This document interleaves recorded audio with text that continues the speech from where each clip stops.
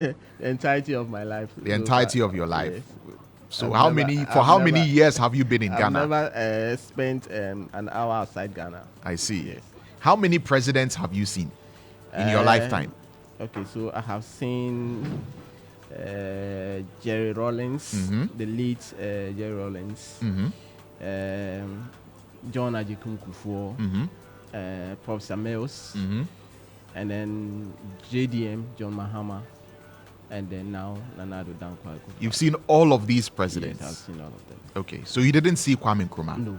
You didn't see. And read about him. You didn't see Liman? No. You didn't see Kotoka? No. You didn't see Echampong? Not at all. You didn't see Edward I Akufo-Addo? read all of them. You didn't see K. Buzia? No, I didn't. You didn't see any of them? Not at all. Okay. Those that I have seen, heard of them is those that I have mentioned. Okay. JJ, Kufuor, Professor Mills, John Mahama, and then Akufo-Addo. 5 of them. So with all the presidents that you have seen, yes, and those that you have read about, absolutely, which one stands tall for you?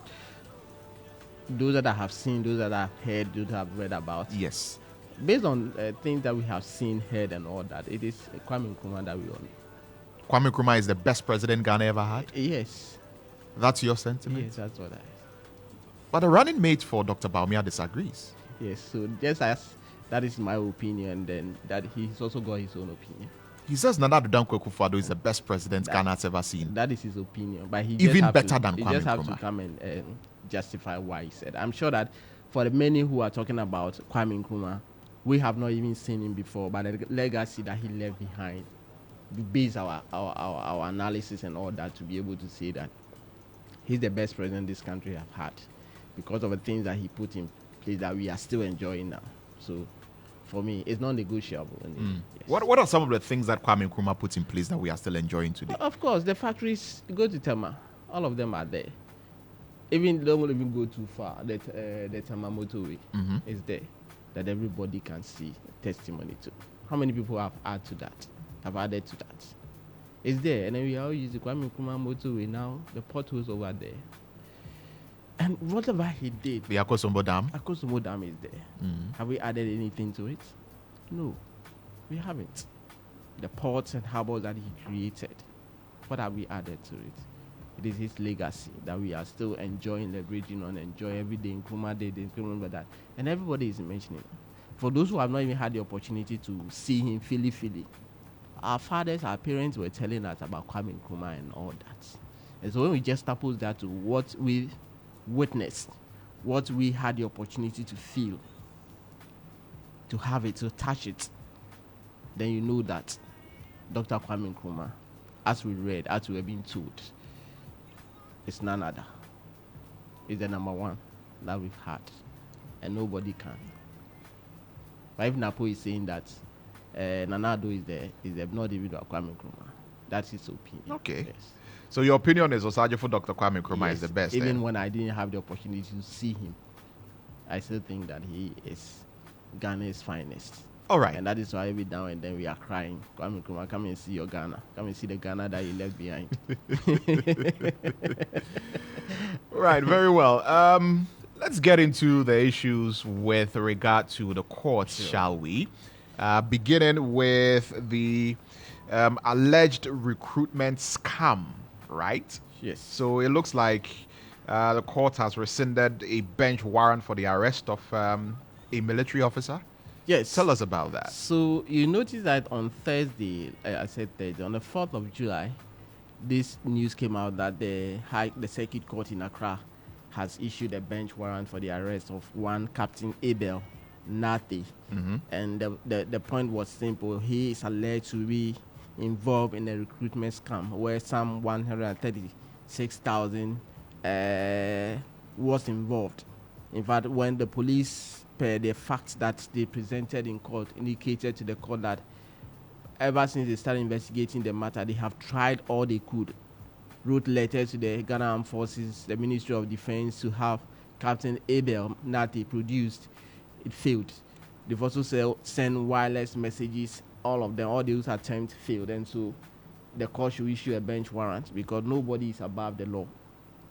And rightly so, the court presided over by His Honor, Mr.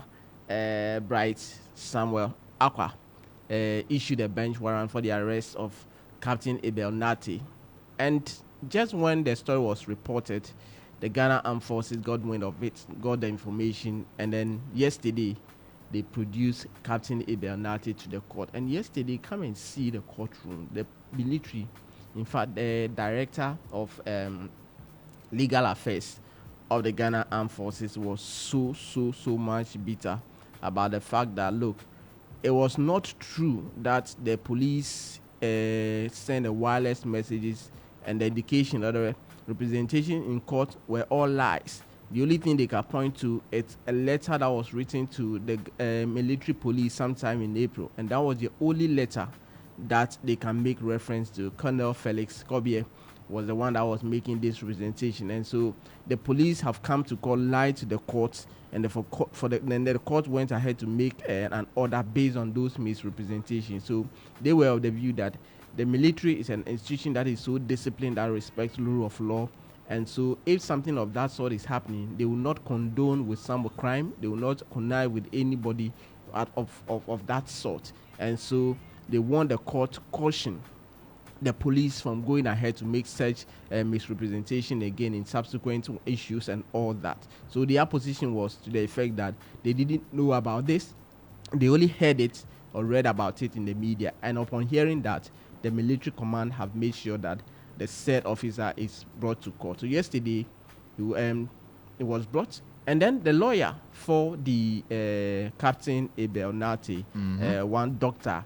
Kamal Tonzua, also made the point that if you look at the purpose of bench warrant, is to ensure that whoever is being sought, whoever is being required, the person has to come to court. And so Captain Nati coming to court, it means that that purpose has been served. And then the police or the military has also detailed high-ranking officers to ensure that he's always in court and he's come to court and he will subject himself to the rules and the laws of Ghana. And so the court should look at it and then rescind the bail, the bench warrant. In fact, the officer we were told that works at the training and doctrine command at station, for those who are familiar with that, just opposite the firing squad. That is where you see that military installation or the institution there. So yesterday when they came to court, that was the kind of presentation that they made to the court. But the police said no, the military position was not correct. But they are behaving like as if they are above the law. They are behaving unprofessionally. And the fact that when they send them information, they think that they are military officers, so they will not come. They will not respect the law and order. So the court should make sure that they respect the law, the laws of the land. Then the officer said, no, you can't continue to make that assertion to the court, because if you take the military, which other institution can you point to the fact that they are so disciplined as you can off-head mention? And so yesterday it was a banter in court, but in effect the court rescinded that bail, bench warrant, and then took the plea of the accused. And in fact, he responded to two of them: conspiracy to commit crime to wait defrauding by false pretenses. He pleaded not guilty. Then the substantive charge, which is defrauding by false pretense, which involved the sum of 136,000. He also pleaded not guilty and was granted a bail, in fact, a self-recognizance bail. And when he says self-recognizance bail, it means that you don't need any surety to come and execute the bail for you, because you are a high ranking officer and you are known anywhere you come, especially so when the military have made the presentation that they will ensure that every now and then you come to court. The court just granted. So that was what happened in relation to that. And the case has been adjourned to the 18th of July, and on the 18th of July, the court will make further orders as to what will happen. All right. So let's talk about some of the cases that are coming up in court today. Men's Gold customers have been in court for quite some time now, yes. And Nana Pia Mensah has been standing trial. He's to appear in court again today. Yes. What's up with that? So before your favorite judge, one of your favorite judges, Justice Ernest Owusu-Dappah. Yes, he is a justice of the Court of Appeal, but is presiding over this case as an additional High Court judge. Today, Justice Ernest Owusu-Dappah will make a determination as to whether or not prosecution have been able to establish or make a case against Namwan what we call prima facie. So the court will look at it on the face of the testimonies of all the 9 prosecution witnesses. Have there been a question, or are there issues that number one will need to clarify to the court? And if the court is convinced that there is issue, or there are issues for number one to answer, then the court will call on him to mount defense. So today, if the court is convinced that upon all the 9 witnesses, no case has been made, no prima facie evidence has been established, number one will walk free. That's it. So if no prima facie is established, number one will walk number free. one will be a free man. Absolutely, number one will walk free. Interesting. But if the court finds that there's a prima facie, then means the court will call upon him to come and answer. So that is the determination. That's the determination we are looking forward to today. Absolutely. So okay. that is what will happen. So Men's Good customers, for now, I don't know the kind of feeling they will be having. They are waiting and with Namwan bated also, breath. Absolutely. The kind of feeling Namwan will also be having, because it's just like the football we are watching now, the semis. One person will have to go home at all costs, and one person will have to progress, just like in the case of France and Spain. Yesterday, where the two of them were locking horns, they were all upbeat about moving to the next stage. But eventually, France lost. So one will lose and one will progress. One will know his fate today. The Men's Gold Absolutely. customers will also know their fate today. And I know that later on you'll bring us updates on That's that. for sure.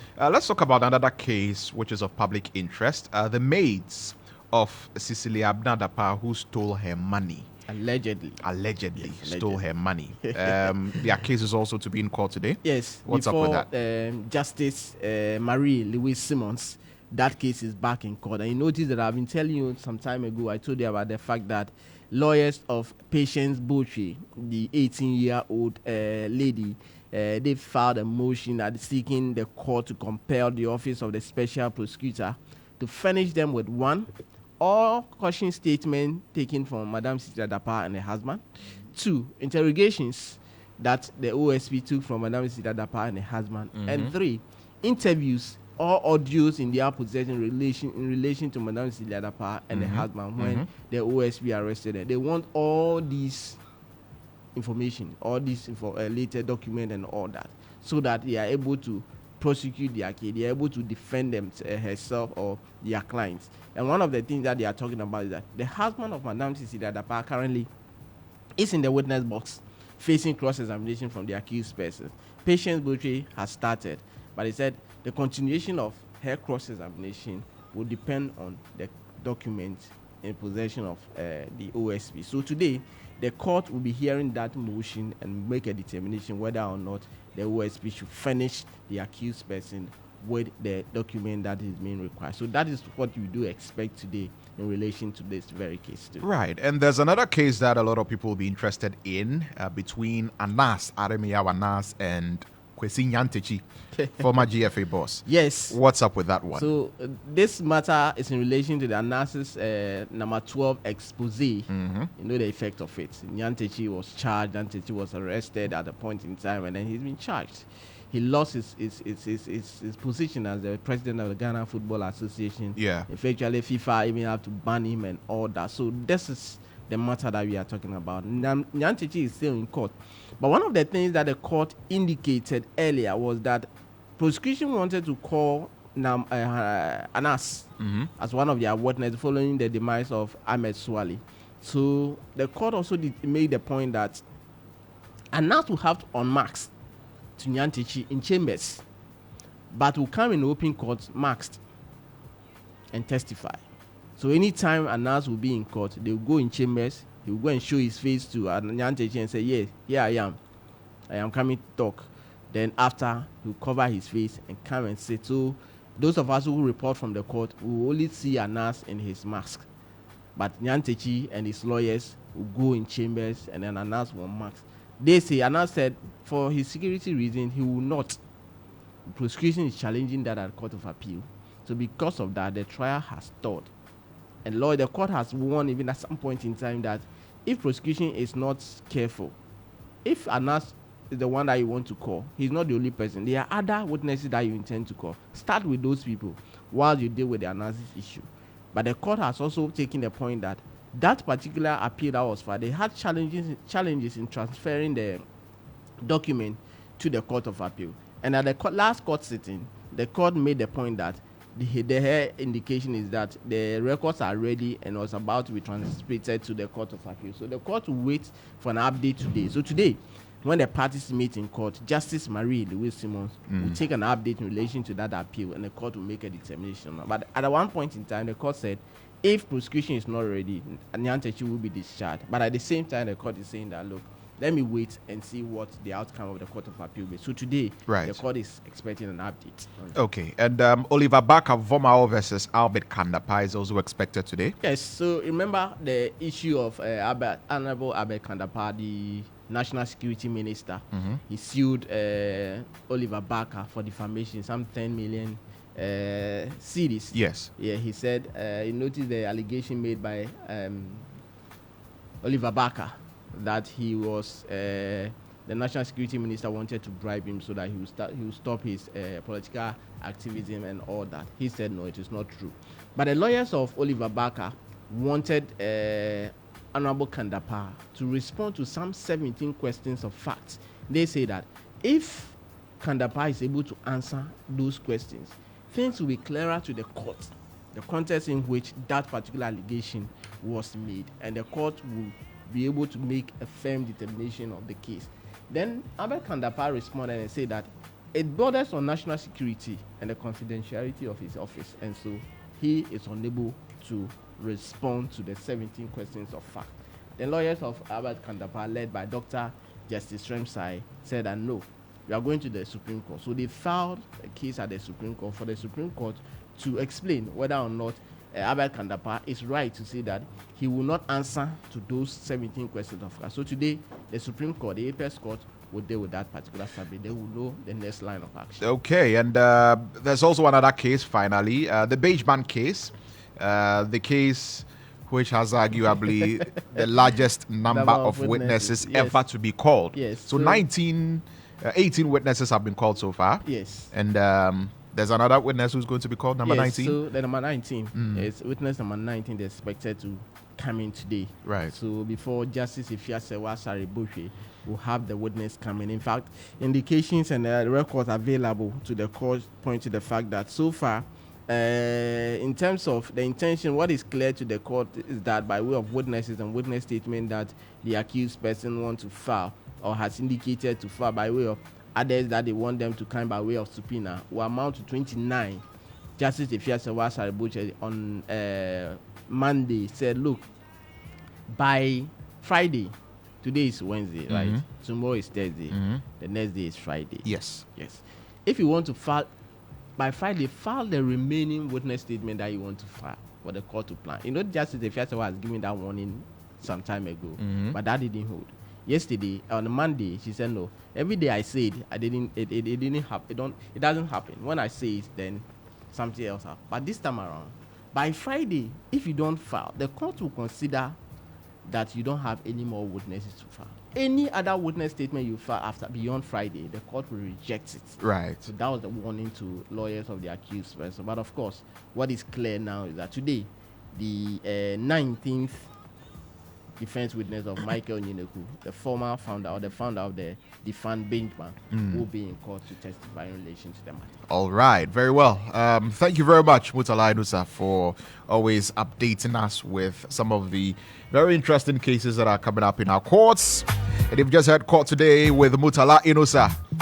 It's 7:50 a.m. You're still listening to the Morning Star. This is Star 103.5 FM. And we are very happy to have you for company.